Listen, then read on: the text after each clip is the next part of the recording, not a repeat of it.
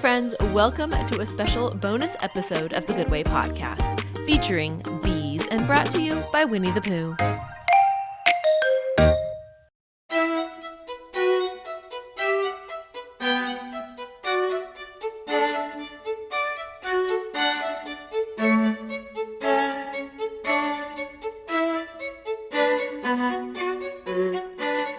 The Bee by Emily Dickinson.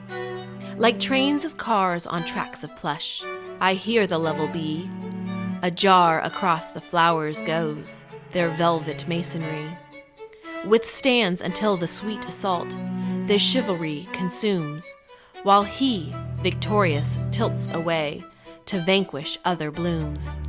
His feet are shod with gauze, his helmet is of gold, his breast a single onyx with chrysoprase inlaid. His labor is a chant, his idleness a tune. Oh, for a bee's experience of clover's end of noon.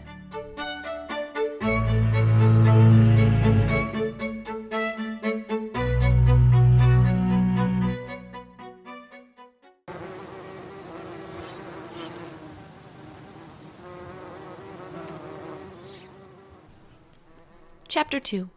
The Cell House. How long I slept I cannot say, but I was awakened by a sharp blow, which nearly knocked me from the combs. So nearly was I toppled over that I seized the first thing my feet fell upon. I felt immediately, by the way I was being dragged about, that I had grappled something dangerous, and imagine my consternation when I succeeded in opening my eyes. I was holding fast to the biggest bee that had ever lived. Many of the same kind I have ever seen since wakening, but none ever looked so terrible. When I had managed to loose my hold on this monster and stood fairly on the combs, I asked the nearest bee, "Who is that?" "Nobody, he is just a drone." "Please then, what are drones?" For I had developed a wholesome respect for one of them. "A drone is a great worthless bee that won't work. They stand around the hive until the time comes for them to die. He is nearly the last.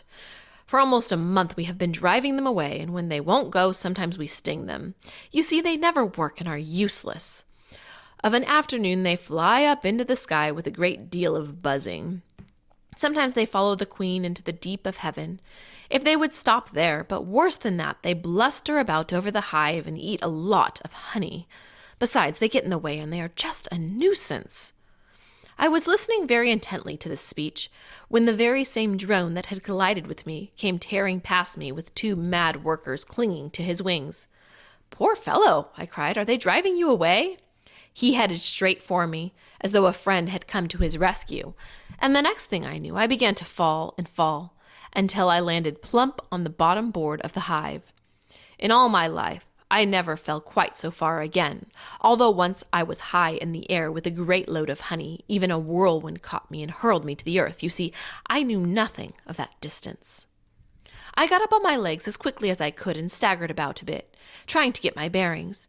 Now, indeed, I had gone a long way from the tiny cell house where I was born, but strangely enough, I knew the way back to it without even thinking.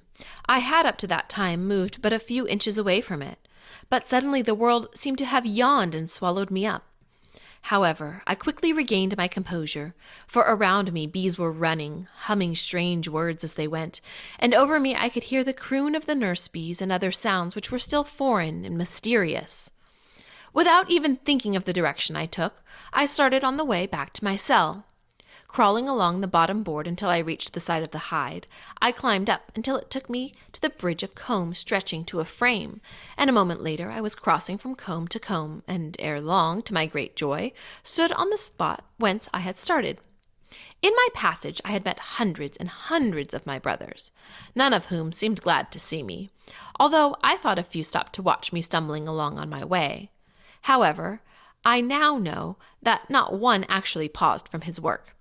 The world they live in is too full of duties, and the dark days of winter are always too close at hand, while eternally is sounding in their ears the refrain, "Work, work, for the frost is coming."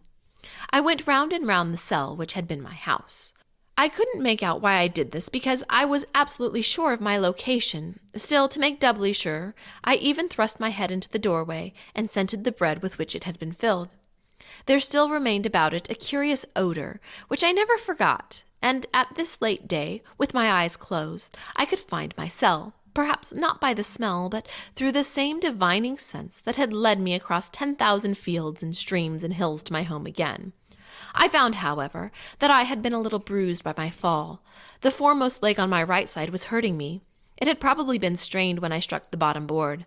I began to claw at it when a bee interrupted, who seemed to understand what troubled me. Forthwith, he laid hold of the lame leg and pulled it and pushed it unceremoniously, and presented, without a word, went on his way.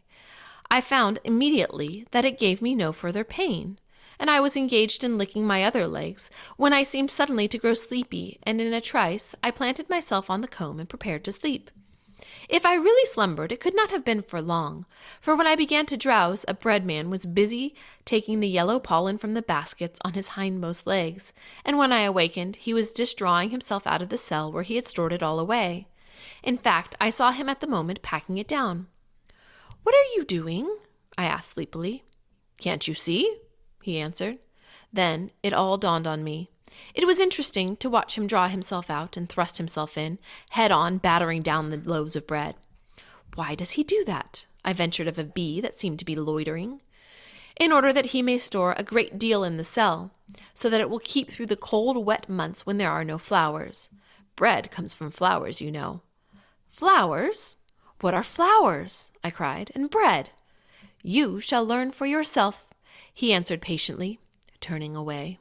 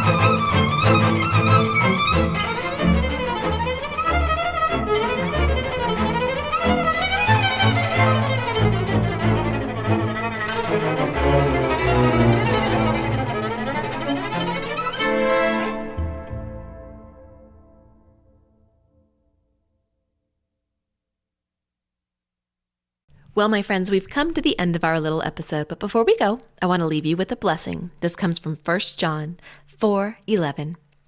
"Beloved, if God so loved us, we also ought to love one another." Till next time, don't forget to look for the good way and walk in it.